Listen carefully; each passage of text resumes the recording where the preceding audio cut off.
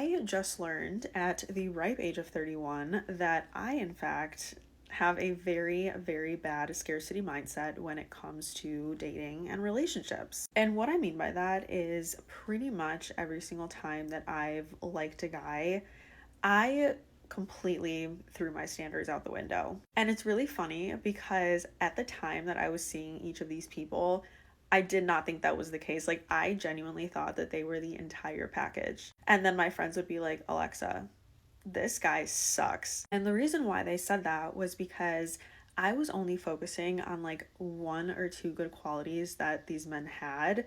And then like 80% of the other qualities that they had were things that I just was not aligned with. And I knew it deep down. But what I'm trying to say here is I was allowing those men into my life because I had a scarcity mindset of like, oh, well, there's no way that somebody exists that has all of these good qualities, so I may as well just focus on these couple of good ones and try to tolerate these more negative ones. And that's not to say that I think a perfect person exists. Obviously, I know that's not true, but it is really crazy that I was settling for each of these men because there still is a part of me that doesn't believe that like the full package exists. And I know that it does because I have several friends who are in their dream relationships with the most incredible men.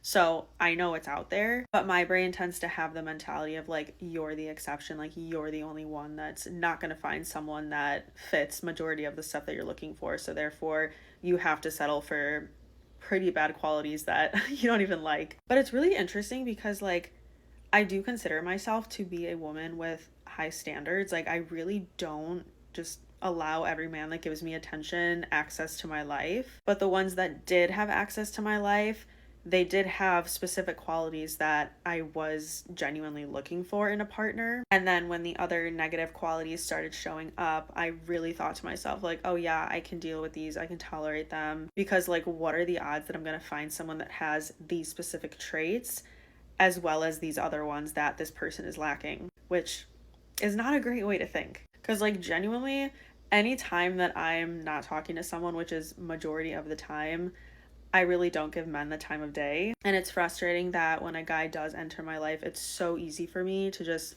throw my standards out the window because there is that part of me that thinks like, oh yeah, you're just gonna have to deal with these things that clearly these men should be knowing how to do, but they're not doing anyway. So that is what I am taking with me for whoever is next. I've learned so much, specifically over the past few weeks, just about what I'm looking for and like what my expectations are, because I know that my standards are not too high because I already embody all of them. So it's not unrealistic for me to expect the same thing, if not more, out of a man because I already treat myself that way. My friends treat me that way. So why would I allow anything less from a partner? I don't know.